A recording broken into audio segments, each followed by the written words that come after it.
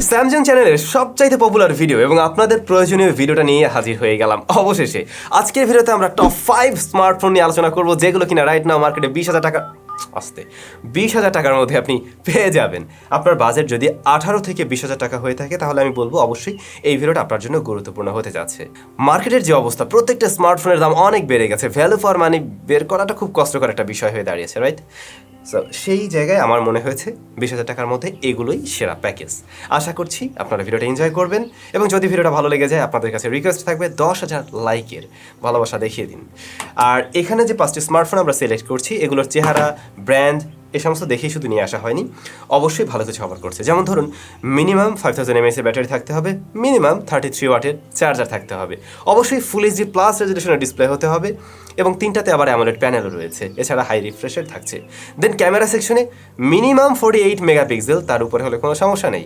আর processor section সেখানেও ভালো কিছু রয়েছে এবং এর মধ্যে দুটো তো রয়েছে একদম সরাসরি গেমিং ডিভাইস, এই বাজেটের সেরা।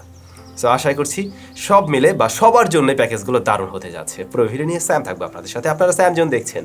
আমরা তাহলে শেষ থেকে প্রথমে যাই। 5 নাম্বারে যে স্মার্টফোনটি রয়েছে এটা হলো রেডমি নোট 11। রেডমি নোট 11 বেশ জনপ্রিয় স্মার্টফোন। বাংলাদেশে স্মার্টফোনটা লঞ্চ হয়েছিল কত টাকায়? 16,500 টাকাতে, 464GB ভ্যারিয়েন্ট। এর আরও কয়েকটি ভ্যারিয়েন্ট রয়েছে, বাট আমরা কম দামি যেটা ওটা নিয়ে কথা বলবো। কিন্তু এই স্মার্টফোনের দাম বেড়ে গেছে। এই মুহূর্তে দাঁড়িয়ে আপনি কিনতে পারবেন এই স্মার্টফোনটা 19,000 টাকাতে, 464GB ভ্যারিয়েন্ট। বাকি ভ্যারিয়েন্টগুলো 20,000, আর একটা মানে আর একটু বেশি। তো আমরা 464GB নিয়ে আলোচনা করছি। দামটা যেমন শুনলেন 19,000 টাকা। এই স্মার্টফোনটাতে আমরা ফুল এইচডি প্লাস রেজলিউশনের অ্যামোলেড প্যানেল পাবো, যেখানে 90 হার্জ হাই রিফ্রেশ রেট রয়েছে এবং এর পিক ব্রাইটনেস 1000 নিটস, ভালো ব্রাইটনেস আছে এবং হাই রিফ্রেশ রেট আমরা পাচ্ছি। আবার এটা অ্যামোলেড প্যানেল। ডিসপ্লে সেকশনটা অবশ্যই আপনাদের ভালো লাগবে, কর্নিং গরিলা গ্লাস 3 প্রোটেকশন করছে একে। এর অপারেটিং সিস্টেমে আমরা দেখছি অ্যান্ড্রয়েড 11 রয়েছে এবং এর প্রসেসর সেকশনে কোয়ালকম স্ন্যাপড্রাগন 680, যা মূলত একটা ব্যালেন্স প্রসেসর। এটা গেমিংয়ের জন্য ততটা ভালো না, বাট রেগুলার ইউজেসের জন্য ঠিক আছে। আবার মাল্টিটাস্কিংয়ে হেভি কাজবাজও করা যায় না। তো প্রসেসর সেকশনটা একটু দুর্বল, যে কারণে আমরা এটাকে রেখেছি 5ম নাম্বারে। তবে এর ক্যামেরা সেকশনে আমরা প্রয়োজনীয় সব কিছুই দেখছি, যেমন 50 মেগাপিক্সেলের মেন শুটার, তারপরে 8 মেগাপিক্সেল আলট্রা ওয়াইড, 2 মেগাপিক্সেলের ডেপথ, 2 মেগাপিক্সেলের ম্যাক্রো। ফ্রন্ট ফেসিং ক্যামেরায় রয়েছে 13 মেগাপিক্সেলের শুটার। ক্যামেরার সেন্সর অবশ্যই কাজের। রেজাল্ট অনেক আহামরি না বাজেটের, অর্থাৎ আমরা যদি 18 থেকে 20,000 টাকার মধ্যে কম্পেয়ার করতে চাই, দেন অনেক স্মার্টফোনের চাইতে পিছিয়ে পড়বে হয়তো, আবার অনেকের সাথেই কম্পেয়ারেবল। ব্যাটারি হিসেবে 5000 mAh এবং 33 ওয়াটের চার্জার, যেমনটা আমি শুরুতেই বলছিলাম। ব্যাটারি 5000, 33 ওয়াট চার্জার রয়েছে এখানে। সো এই ফোনটাকে আমরা রাখছি আমাদের লিস্টের 5ম নাম্বারে। আর এই ফোনগুলোর মানে প্রত্যেকটা ফোনেরই কিন্তু ফুল রিভিউ আমাদের চ্যানেলে দেওয়া আছে, আপনি অবশ্যই দেখে নিতে পারেন, জাস্ট সার্চ করলেই চলে আসবে। লিস্টের 4 নম্বরে রয়েছে এই সুন্দরী টেকনো ক্যামন 19 নিও, যা গত পরশুদিন বাংলাদেশ মার্কেটে লঞ্চ হয়। এটা 128GB ভ্যারিয়েন্টে লঞ্চ হয়, যার দাম হলো 18,500 টাকা। তাহলে আগেরটার চাইতে 500 টাকা কম, আবার আমরা এখানে র্যাম 2GB বেশি দেখছি, স্টোরেজও আমরা বেশি পাচ্ছি। সো সেই জায়গাটাতে এগিয়ে আছে। আবার দেখুন ডিজাইনের দিক থেকে কিন্তু অবশ্যই এই ফোনটা যথেষ্ট সুন্দর, ডিজাইনটা অনেকের কাছে ম্যাটার করে অবশ্যই। এই স্মার্টফোনে আমরা দেখছি ফুল এইচডি প্লাস রেজলিউশনের প্যানেল ব্যবহার হয়েছে, কিন্তু তা অ্যামোলেড না, IPS এলসিডি প্যানেল, যে কারণে আগেরটার তুলনায় আবার একটু পিছিয়ে থাকছে। আবার আমরা এখানে হাই রিফ্রেশেরও মিস করছি, বাট ওভারঅল ডিসপ্লে কোয়ালিটি খারাপ না। বাই দ্য ওয়ে এর ফুল রিভিউ কিন্তু দেওয়া আছে, আপনি দেখে নিতে পারেন যদি ইন ডিটেলসে জানতে চান বা আপনার তালিকায় এটা থাকে। তো এই স্মার্টফোনের প্রসেসর সেকশনে এসে আমরা দেখছি সেখানে রয়েছে MediaTek Helio Z85। MediaTek Helio Z85 regular পারফরমেন্সের পাশাপাশি গেমিংয়েও একটা ভালো রেজাল্ট দেয়, আমরা জানি। যথেষ্ট পরীক্ষিত একটি প্রসেসর, বিভিন্ন স্মার্টফোনে আমরা এতদিন যাবত ব্যবহার করে আসছি। তো আমরা যদি MediaTek Helio Z85-কে কম্পেয়ার করতে চাই স্ন্যাপড্রাগন 680-র সাথে, দেন Z85 অবশ্যই এগিয়ে থাকছে। তারপরে আমরা এই স্মার্টফোনে কিন্তু অ্যান্ড্রয়েড 12 পাবো আউট অফ দ্য বক্স, সেটাও অবশ্যই এই স্মার্টফোনটাকে কিছুটা এগিয়ে রাখবে। দ্যাটস ওয়াই হয়তো এটা 4 নম্বরে চলে আসছে। দেন এই স্মার্টফোনের ক্যামেরা সেকশনে এসেও আমরা একটু ভিন্নতা লক্ষ্য করছি। রেয়ার প্যানেলে 48 মেগাপিক্সেলের শুটার, 2 মেগাপিক্সেলের একটি ম্যাক্রো ডেপথ সেন্সর এবং আরেকটি AI সেন্সর রয়েছে। ফ্রন্ট ফেসিং ক্যামেরায় আবার 32 মেগাপিক্সেলের ক্যামেরা। তাহলে কি দাঁড়ালো? আগেরটার তুলনায় আমাদের কাছে এখানে মনে হচ্ছে যে একটু কম, কিন্তু সত্যি বলতে রেডমি নোট 11-এর মেইন ক্যামেরার তুলনায় এর মেইন ক্যামেরা ভালো রেজাল্ট দিতে পারে। হ্যাঁ, হয়তো আপনি আলট্রা ওয়াইড পাবেন না, কিন্তু মেইন ক্যামেরা দিয়ে আসলে মোস্ট অফ দ্য টাইম আমরা ছবি তুলে থাকি, সেই জিনিসটা ভালো পাচ্ছেন এই স্মার্টফোনে। ইভেন এই বাজেটের অন্যান্য স্মার্টফোনের সাথে যদি আমরা কম্পেয়ার করতে যাই, দেন অবশ্যই নাইট মোডে এই স্মার্টফোনটা এগিয়ে থাকছে। আবার 32 মেগাপিক্সেলের ফ্রন্ট ফেসিং ক্যামেরাও একে এগিয়ে রাখবে অনেকটাই, যার কোয়ালিটি আমরা ভালো পেয়েছি। দেন আসছি ব্যাটারিতে, সেখানে দেখা যায় 5000 mAh ব্যাটারি থাকছে এবং 33 ওয়াটের চার্জার। তো সব মিলে এটা অবশ্যই 4 নম্বরে থাকার অধিকার রাখে। লিস্টের 3য় নাম্বার স্মার্টফোন, যা ইনফিনিক্স ব্র্যান্ডের ইনফিনিক্স নোট 12। এই স্মার্টফোনটা কিন্তু 6128GB ভ্যারিয়েন্টে লঞ্চ হয়, যার দাম হলো 18,300 টাকা। আর একটু কমেও বিভিন্ন শপে আপনারা পেয়ে যাবেন। সো দামের দিক থেকে কিন্তু এটা সবার চেয়ে এখন পর্যন্ত কম, কিন্তু আমরা এখানেও 6GB র্যাম পাচ্ছি, 128GB স্টোরেজ পাচ্ছি। আবার এই মোবাইল ফোনের ডিসপ্লেটাও অ্যামোলেড প্যানেল, যা ফুল এইচডি প্লাস রেজলিউশনের। যদিও এখানে হাই রিফ্রেশ রেট নেই, বাট অ্যামোলেড হওয়ার কারণে কিন্তু সে দ্বিতীয় নাম্বার স্মার্টফোনের চাইতে কিছুটা এগিয়ে থাকছে।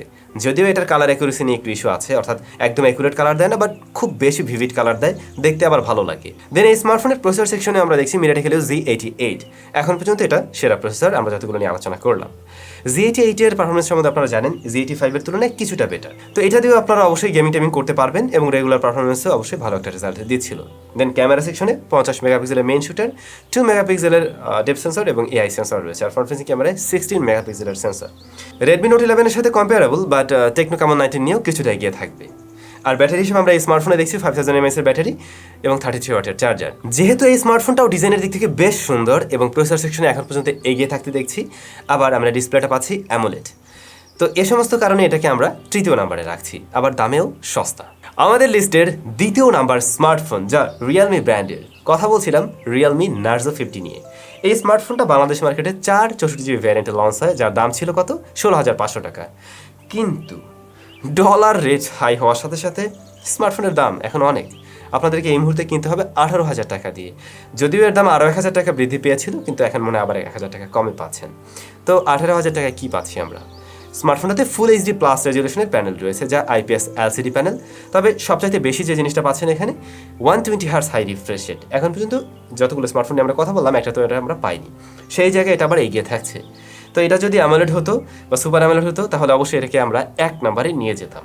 এরপর যদি আসি প্রসেসর সেকশনে, সেখানে গিয়ে আমরা দেখছি মিডিয়াটেক হেলিও Z96, যাও বাকি 3টা স্মার্টফোনের চাইতে এই মুহূর্তে সবচাইতে উপরে রয়েছে।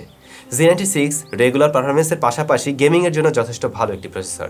এবং শুরুতে আমি বলছিলাম গেমিংয়ের জন্য 2টি স্মার্টফোন রয়েছে, তাদের মধ্যে এটা একটা, যা আপনারা গেমিংয়ের জন্যই চয়েস করতে পারেন। আর এটা অ্যান্ড্রয়েড 11 দিয়ে রান করছে। যদি অ্যান্ড্রয়েড 12 হতো তাহলেও আরেকটা আমাদের জন্য সুবিধা হতো। দেন ক্যামেরা সেকশনে এসে আমরা দেখছি 50 মেগাপিক্সেলের মেইন শুটার, 2 মেগাপিক্সেলের ডেপথ, 2 মেগাপিক্সেলের মনে হয় ম্যাক্রো, আর ফ্রন্ট ফেসিং ক্যামেরায় রয়েছে 16 মেগাপিক্সেলের শুটার। এই মোবাইল ফোনটার ক্যামেরা আমরা এখানে মিস করছি কোন জিনিসটা, আলট্রাওয়াইড সেন্সর, কিন্তু মেইন সেন্সরের রেজাল্ট কিন্তু যথেষ্ট ভালো। ইভেন আপনি এটাকে কম্পেয়ার করতে পারেন টেকনো COMMENT 19 নিওর সাথে মেইন ক্যামেরার রেজাল্টকে। যদিও COMMENT 19 নিওর নাইট মোডটা মনে হয় আরেকটু বেটার হবে। ব্যাটারি হিসাবে দেখছি এখানেও 5000 mAh এর ব্যাটারি, 33 ওয়াটের চার্জার। এই বিষয়টা এখন পর্যন্ত প্রত্যেকটা স্মার্টফোনে আমরা সেম দেখে আসছি।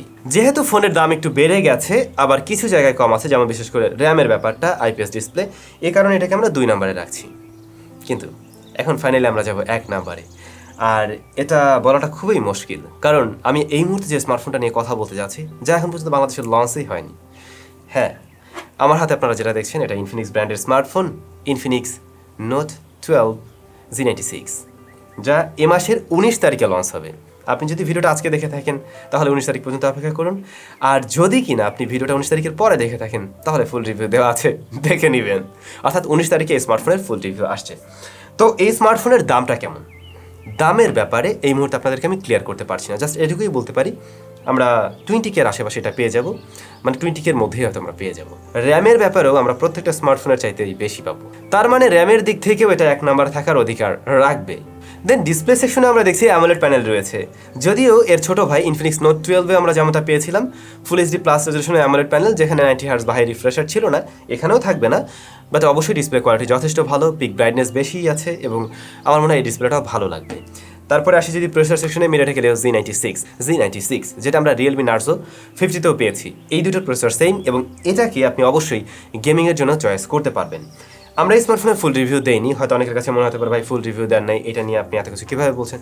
যেহেতু স্মার্টফোন আমি অলরেডি ব্যবহার করছি অনেক দিন যাবত, সো আমি তো জানি এটার মাঝে কী আছে। ফুল রিভিউতে তো সব কিছু জানবেনই, বাট এটা কী অফার করছে, কেমন রেজাল্ট, সেটা নিশ্চয়ই আমার জানা আছে। তো পারফরমেন্স নিয়ে যদি কিনা এই স্মার্টফোনটা 20,000 টাকায় পাওয়া যায়, অবশ্যই আপনি এক কথায় সন্তুষ্ট থাকবেন। তারপরে ক্যামেরা সেকশনে এসে ইনফিনিক্স নোট 12 এর মতোই সেম কিছু দেখছি, 50 মেগাপিক্সেল, 2 মেগাপিক্সেল এআই সেন্সর এবং 16 মেগাপিক্সেলের মেইন ফ্রন্ট ফেসিং ক্যামেরা। এই জায়গাটাতে রেজাল্টটা আমরা আসলে বলতে পারি নোট 12 এর মতোই পেয়েছি, কিছুটা বেটার, যেহেতু Z96 এর প্রসেসিং ওইটার চাইতে কিছুটা বেটার আমরা পেয়েছি, দ্যাটস ওয়াই রেজাল্টও একটু ভালো পাওয়া যাবে অবশ্যই। তো ক্যামেরাও কিন্তু নার্জো 50-র সাথে কম্পেয়ারেবল, ইভেন এর ক্ষেত্রে আমরা দেখছি অ্যান্ড্রয়েড 12 দিয়ে আসছে। সো এই জায়গাটা তো এগিয়ে থাকবে। আর ব্যাটারি 5000 mAh, 33 ওয়াটের চার্জার, সব কিছু মিলে এই স্মার্টফোনটা 1 নম্বরে চলে আসে। যদিও লঞ্চ হয়নি, কিন্তু আমার আইডিয়া আছে এটা কেমন দামে লঞ্চ হতে পারে, আবার কী কী অফার করছে তার ব্যাপারে একটা আইডিয়া আপনাদেরকে দিতে পারলাম। সো আমার মনে হয় যদি আপনি 20,000 টাকার মধ্যে একটা স্মার্টফোন কিনতে চান এবং এইটা আপনাদের পছন্দের তালিকায় থাকে, তাহলে একটু ওয়েট করতে পারেন 19 তারিখ পর্যন্ত। আর যদি মনে হয় না আমার বাজেট কিছুটা কম, 18,000-এর আশেপাশে, তাহলে তো আরও 4টি স্মার্টফোন আমি দেখালামই, সেগুলোর মধ্যে থেকে আপনি কোনোটা চয়েস করে নিশ্চয়ই নিতে পারেন। তো আপনাদের কাছে কেমন লাগলো অবশ্যই কমেন্ট করে জানাবেন। সবাই ভালো থাকবেন, সুস্থ থাকবেন, দেখা হচ্ছে নতুন ভিডিওতে।